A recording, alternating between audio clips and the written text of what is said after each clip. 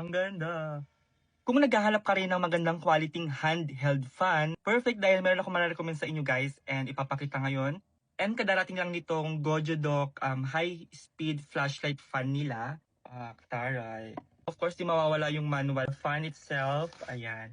So aside from the fan, meron din siyang pa-flashlight. Tapos sa box din may kasama ring lanyard. So ito yung guys, yung itsura ng fan from Gojodoc. So aside from the fan ay meron din siya sariling flashlight dito. So this is perfect for emergency. Meron siya ditong Type-C port and also buttons. So flashlight button, tapos yung on and off. So meron siya dito plus and minus sign button. So medyo malakas siya guys. So medyo hindi ko bet yung part na to kasi ang lakas ng sound niya. Ilolong press ko lang siyang ganyan. Flashlight na.